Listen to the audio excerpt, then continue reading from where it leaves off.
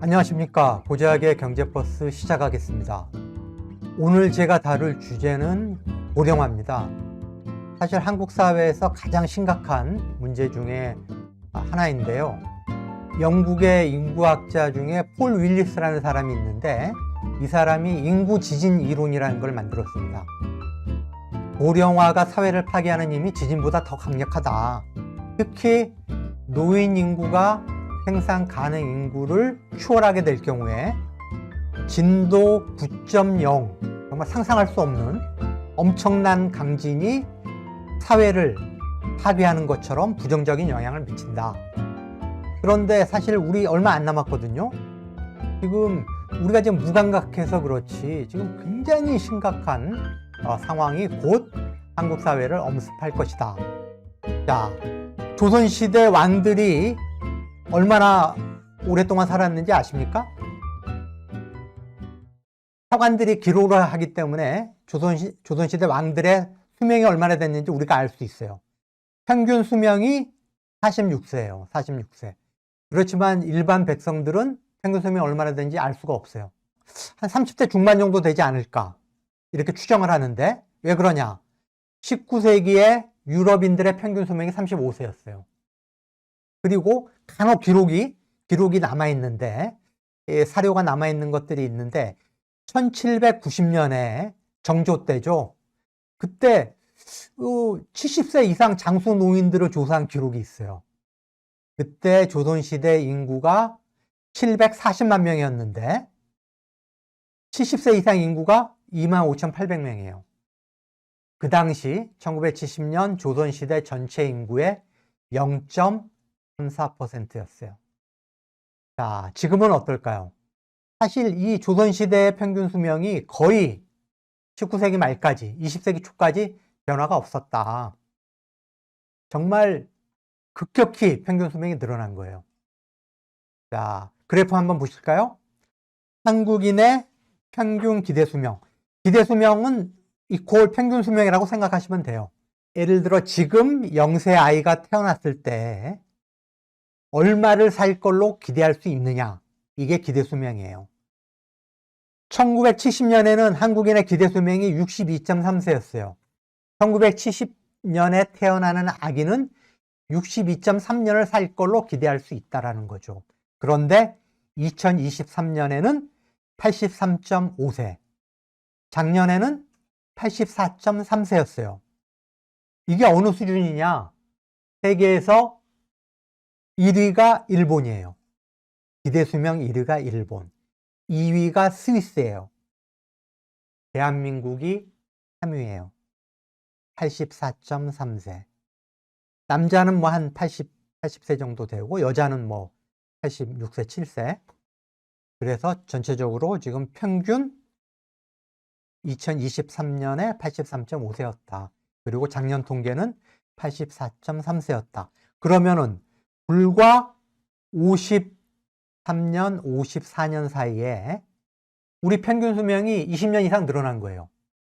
불과 19세기 말, 20세기 초까지만 해도 40세도 안 되던 평균 수명, 기대 수명이 20세기 들어서 한 60년, 70년 사이에 한 20년이 늘어난 거고, 불과 또 50여 년 사이에 또 20년이 늘어난 거예요. 그래서 지금 80대 중반이 됐다. 그래서 우리가 이제 노인이라고 부르는 법정 기준은 만 65세인데 이게 언제 만들어진 거냐? 1889년에 독일 총리인 비스마르크, 철혈제상이라고 하죠. 비스마르크가 만든 기준이에요. 이걸 왜 만들었느냐?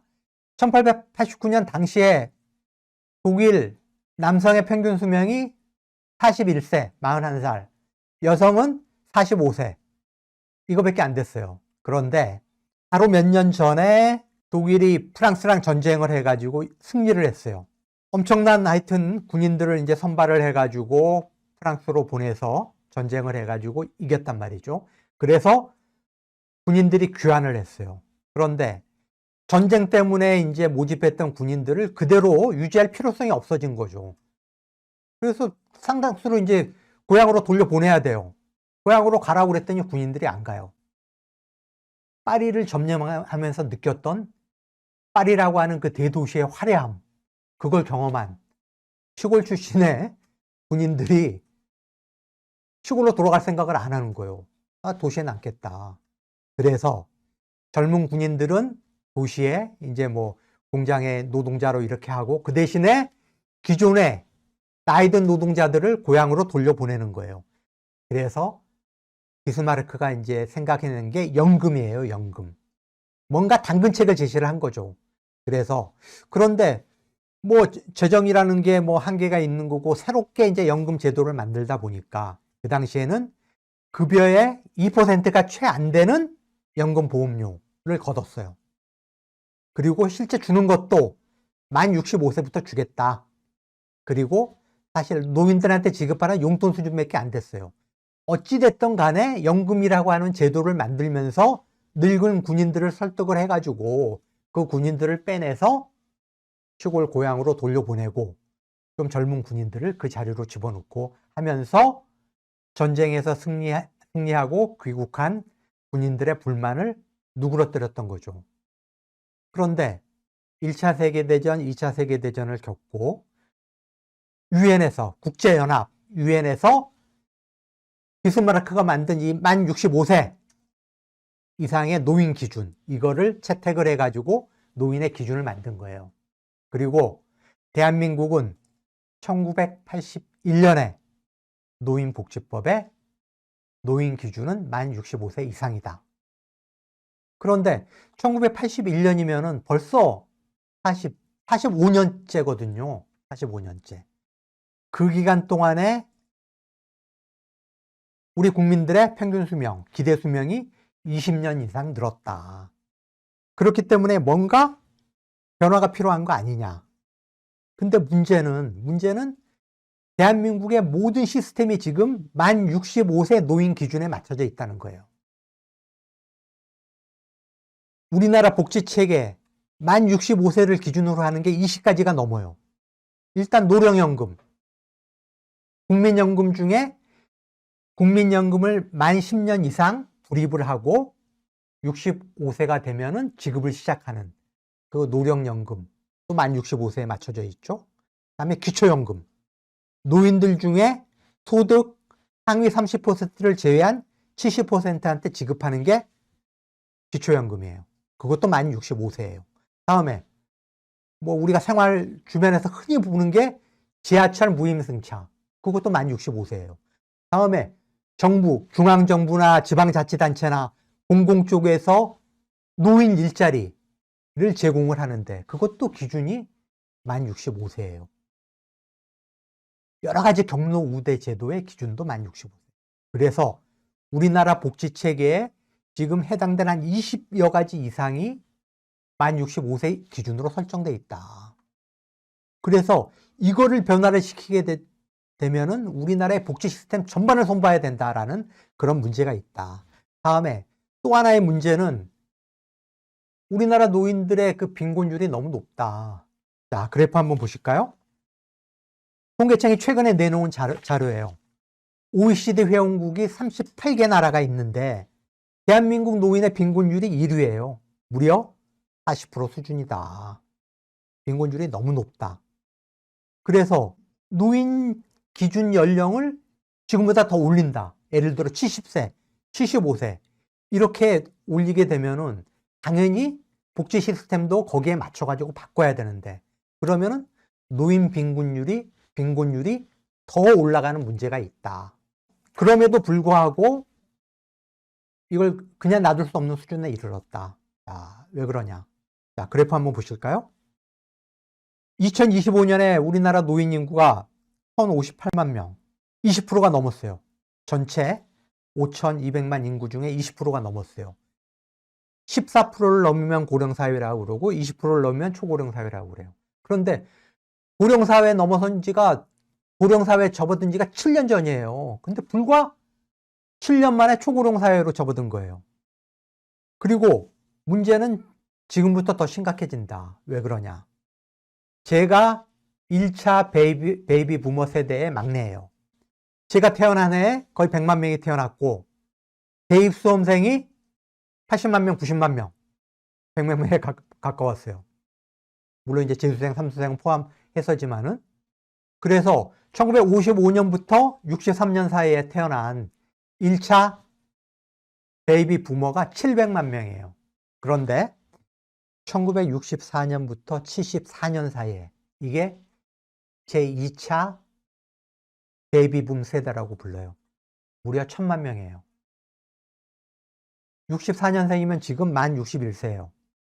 벌써 빠른 사람은 50대 중반부터 직장에서 밀려나가지고, 그리고 지금 본격적으로 2, 3년 전부터 지금 은퇴 시장으로 쏟아져 나오기 시작했어요. 이런 사람들이 향후 5년, 7, 8년 사이에 1000만 명이 새로 은퇴 시장으로 들어온다. 노인 인구가 조만간 2천만 명이 된다. 우리나라 전체 인구의 40%를 노인들이 차지하는 그런 날이 머지않았다. 그래서 2050년이면은 대한민국이 세계 1위의 노인 대국이 돼요. 1위의 노인 대국이 된다. 그러면 아까 영국의 인구학자 폴 윌리스가 이야기를 했죠. 인구 지진 이론. 노인 인구가 생산 가능 인구를 추월하게 될 경우에 진도 9.0의 강진이 사회를 파괴하는 것 이상의 부정적인 영향을 미치게 된다. 그래서 저희가 지금 최근에 정치권이 국민연금 개혁안에 합의를 했잖아요. 50년대 중반이면 국민연금이 고갈되고 건강보험 재정도 고갈이 되고 노인 빈곤은 더 악화가 되고 심각한 문제가 지금 밀려오기 시작한다. 이 1차 베이비 부머들이 은퇴할 때 매년 우리나라 경제 성장률이 0.34% 감소한다라고 경제학자들이 그렇게 예측을 했는데 2차 베이비 부머 세대들이 지금 이제 본격적으로 은퇴하기 시작했다. 그럴 경우에 매년 0.38% 경제 성장률이 감소를 한다. 자, 성장률은 감소를 하고 국민연금, 건강보험, 재정 부담은 늘어나고 그냥 가만히 있어도 기하급수적으로 재정 부담은 커질 수밖에 없어요. 그러면 우리가 이제 감당할 수 없는 상황이 생긴다는 거죠. 그렇기 때문에 노인 인구의 연령 기준을 바꿔야 된다. 노인 기준을 만 65세가 아니라 70세, 75세 이렇게 바꿔야 된다. 이런 경제적인 요인이 하나 있고, 두 번째는 10년 전 만 65세 노인의 건강 상태가 지금의 만 72세 노인과 똑같다라는 거예요. 그거는 이제 그 많은 의료 전문가들이 그런 그 건강상의 여러 가지 데이터를 비교를 해봤더니 최근에 이제 내놓은 연구 결과인데, 지금 72세 노인의 건강 상태가 10년 전 65세 노인의 건강 상태와 같다. 그만큼 한국 노인들이 건강해졌다라는 거죠. 평균 수명도 늘었고 건강해졌다. 그래서 이 한국 리서치 센터가 올해 1월 달에 성인 남녀 1000명을 대상으로 설문조사를 한 건데 전철 무임승차에 대해서 어떻게 생각하는지 물어본 거예요. 그랬더니 의외의 답변이 나왔어요. 72%가 노인들의 지하철 무임승차 제도는 필요하다라고 상당히 긍정적으로 이야기를 했어요. 그리고 그 이유에 대해서는 노인들의 정신적, 육체적 건강 증진에 도움이 된다라는 게 압도적으로 많았어요. 그러니까 이거 사실 맞는 얘기거든요. 노인들이 건강해야지 건강보험 재정이 안정적으로 유지가 되고 20대, 30대, 40대 젊은 세대들의 부담이 줄어드는 거거든요. 그래서 이거는 저는 좀 의외였지만은 젊은 세대가 상당히 현명하게 판단을 하는구나. 근데 그럼에도 불구하고 72%가 노인들의 지하철 무임승차에 찬성하면서도 또 비슷한 비율이 그렇지만 보완 개선이 필요하다. 지금의 제도를 보완 개선해야 된다. 어떻게 개선해야 되느냐?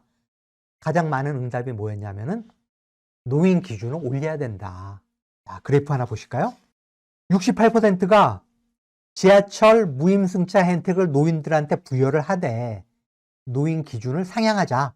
68%가 그렇게 이야기를 했어요. 그런데 의외로 지금 지하철 무임승차 혜택을 받고 있는 노인들, 만 65세 이상 되는 노인들이 무려 81%가 맞아, 노인 기준 올려야 돼 는 의견을 줬어요. 저는 만약에 지금 그 혜택을 받고 있는 사람들이 강력하게 저항을 하면은 사실 이게 바꾸기가 쉽지 않거든요. 뭐 아시겠지만은 정치인들은 유권자들을 의식할 수밖에 없고 이미 65세 이상 노인 비중이 20%를 넘었고 2차 베이비 부모들이 지금 또 1,000만 명이 몇 년 안에 은퇴 시장에 쏟아져 나온다.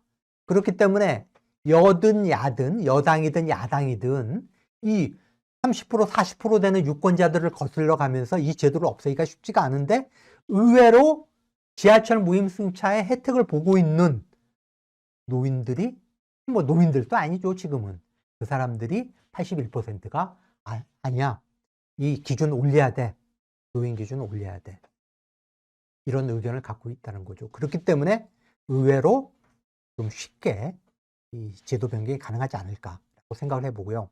다음에 MZ세대 20대, 30대, 40대 MZ세대 한 4천여 명을 대상으로 한 그 경제신문이 최근에 조사한 거예요.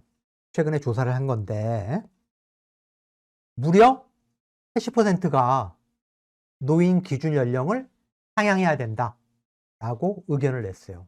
그리고 가장 주된 이유가 뭐냐?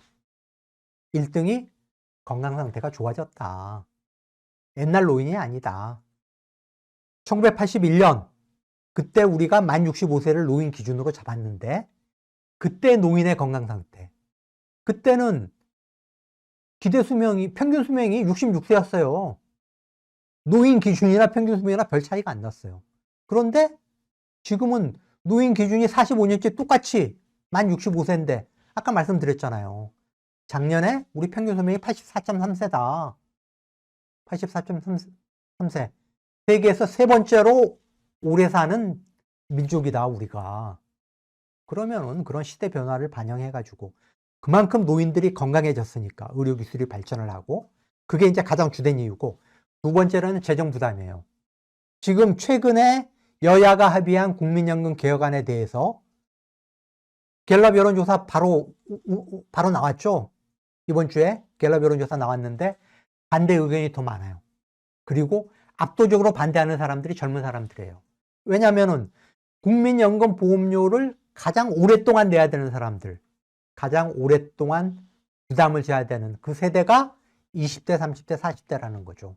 그렇기 때문에 MZ세대는 첫 번째로는 과거의 노인과 지금의 노인이 다르다. 건강해졌고 평균 수명도 늘었다라는 하나의 요인. 두 번째로는 재정 부담이 지금 너무 크다. 만 65세 노인 기준으로 국민연금도 지급하고 기초연금도 지급하고 지하철 무임승차 혜택도 주고 경로 우대도 해주고 이런 20여 가지 복지 체계가 만 65세에 맞춰져 있다 보니까 지금 재정 부담이 너무 크고 우리 경제가 성장을 하더라도 2% 3% 성장을 하더라도 감당하기 어렵다. 지금의 고령화 속도가 너무 빠르기 때문에. 그래서 그 두 가지 요인 때문에 노인 기준 연령을 상향을 하자라는 거고요. 자, 그러면은 몇 살로 하는 게 좋냐? MZ세대 20대, 30대, 40대 4,000명을 상대로 여론조사를 했더니 81.5%가 만 70세가 적당하다. 만 70세가 적당하다는 의견을 줬고요. 다음에 75세 이상이라고 한 답변도 21.5%나 됐어요. 81.5%가 만 70세, 21.5%가 만 75세 이상. 그래서 지금 이런 노인들의 의식도 그렇고 또 앞으로 노인들을 부양해야 하는, 지금 노년부양비라는 개념이 있는데 지금은 생산 가능 인구 100명이 30명의 노인을 부양하면 돼요. 그런데 이게 2050년이 되면은 78명의 노인을 부양을 해야 되고 2065년이 되면은 98명의 노인을 부양을 해야 돼요. 생산 가능 인구 100명이 노인 100명을 부양하는 그게 불과 40년밖에 안 남았다. 바로 폴 윌리스가 이야기한 진도 9.0의 강진이 한국 사회를 엄습하는 그날이 40년밖에 안 남았다. 그래서 지금 정부도 그렇고 학계에서도 그렇고 심지어 노인들의 단체인 대한노인에서도 그렇고 노인 기준 연령을 올리자라는 논의가 굉장히 활발히 벌어지고 있다. 그래서 제가 다음번 고작의 경제버스에서는 어떤 논의들이 지금 진행되고 있는지, 그리고 다른 나라의 상황은 어떤지, 또 어떠한 논리로 이 노인 기준을 올리자고 하는 건지, 그리고 합리적인 노인의 기준이 몇 살인지, 이런 부분을 제가 다음번 고작의 경제버스에서 설명을 드리도록 하겠습니다. 오늘은 여기까지입니다. 시청해 주셔서 고맙습니다.